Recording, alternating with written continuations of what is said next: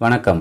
ஒருமுறை இயேசு எருசலேமுக்கு போகிற வழியில் தன்னுடைய 12 சீடர்களையும் அழைச்சி, இப்பொழுது நாம் எருசலேமுக்கு செல்கிறோம்.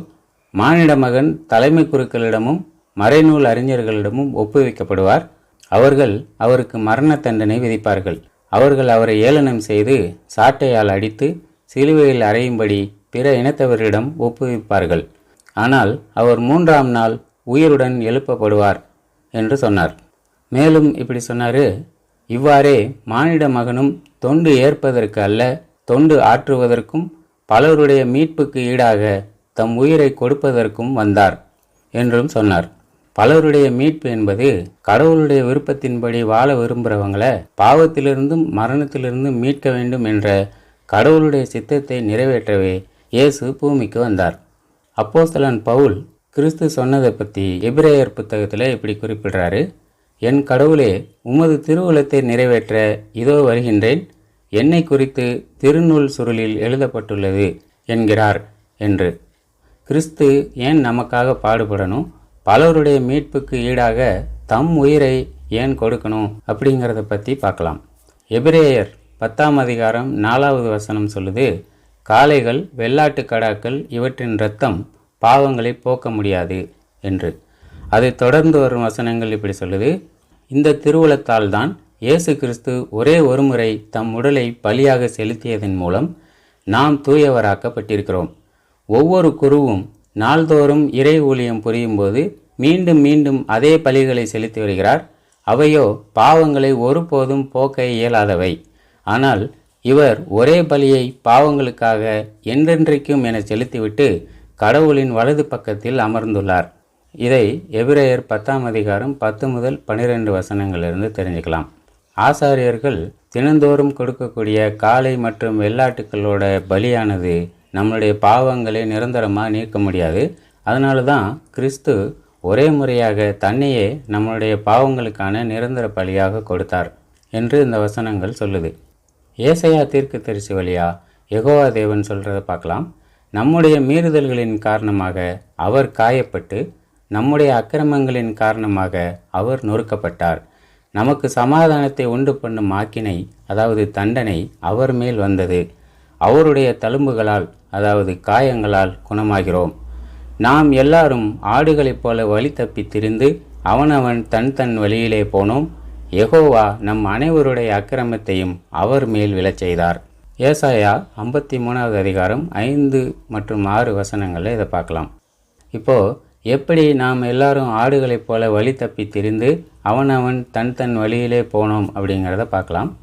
ஆதாம் கடவுளுடைய கட்டளையை மீறி தன் வாழ்க்கையை தானே தீர்மானித்து கொள்ள எப்போ முடிவு செஞ்சானோ அன்றிலிருந்து அது ஆரம்பமானது.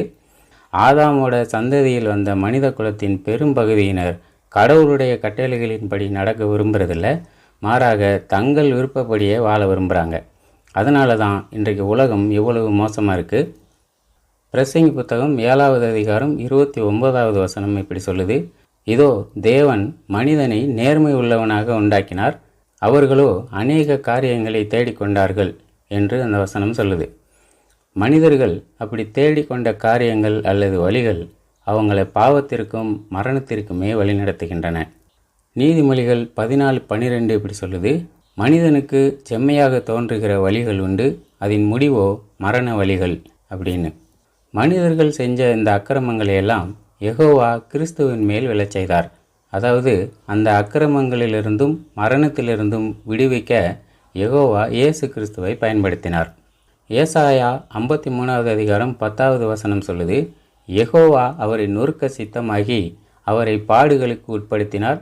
அவருடைய ஆத்துமா தன்னை குற்ற நிவாரண பலியாக ஒப்பு கொடுக்கும்போது அவர் தமது சந்ததியை கண்டு நீடித்த நாளாயிருப்பார்.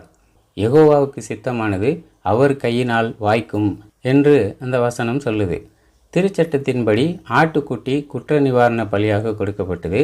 ஆனால் ஆதாமினால் உண்டான பாவத்தை ஆட்டுக்குட்டியால் நீக்க முடியாது என்பதால் யெகோவா இயேசு கிறிஸ்துவை குற்ற நிவாரண பலியாக ஒப்பு கொடுத்தார். நம்மை பாவத்திலிருந்தும் மரணத்திலிருந்தும் மீட்க வேண்டுமென்ற யெகோவாவுடைய சித்தமானது இயேசு கிறிஸ்துவினால் நிறைவேறியது. அதனால்தான் யோவான் ஸ்நானன் இயேசுவை பார்த்து, இதோ உலகத்தின் பாவத்தை சுமந்து தீர்க்கிற தேவ ஆட்டுக்குட்டி என்று சொன்னார். யோவான் 1வது அதிகாரம் 29வது வசனத்தில் இதை பார்க்கலாம். நமது பாவங்களை இயேசு கிறிஸ்து சுமந்து தீர்த்ததால் நாம் எப்படி நன்மை அடைகிறோம்? ரோமர் புத்தகம் 5ஆம் அதிகாரம் 18 மற்றும் 19வது வசனங்களை பார்க்கலாம். ஒரே மீறுதலினாலே எல்லா மனிதர்களுக்கும் தண்டனைக்குரிய தீர்ப்பு உண்டானது போல ஒரே நீதியினாலே எல்லா மனிதர்களுக்கும் ஜீவனை கொடுக்கும் நீதிக்குரிய தீர்ப்பு உண்டானது. அன்றியும் ஒரே மனிதனுடைய கீழ்ப்படியாமையினாலே அநேகர் பாவிகளாக்கப்பட்டது போல ஒருவருடைய கீழ்ப்படிதலினாலே அநேகர் நீதிமான்களாக்கப்படுவார்கள் என்று இந்த வசனங்கள் சொல்லுது. கிறிஸ்துவுடைய பலியினால் நாம் நீதிமான்களாக்கப்பட்டால் வழி தவறி போன ஆடுகளை போல இருந்த நாம் மீண்டும் கடவுளுடைய மந்தையில் சேர்க்கப்படுவோம். ஆதாம் இழந்து போன நித்திய ஜீவனை நாம் பெறுவோம். அப்போஸ்தலன் பேதுரு இப்படி சொல்கிறாரு, சிலுவையின் மீது, அதாவது மரத்தின் மீது தம் உடலில் நம் பாவங்களை அவரே சுமந்தார். நாம் பாவங்களுக்கு இறந்து நீதிக்காக வாழ்வதற்கே இவ்வாறு செய்தார். அவர் தம் காயங்களால் நீங்கள் குணமடைந்துள்ளீர்கள். நீங்கள் வழி தவறி அலையும் ஆடுகளைப் போல இருந்தீர்கள்.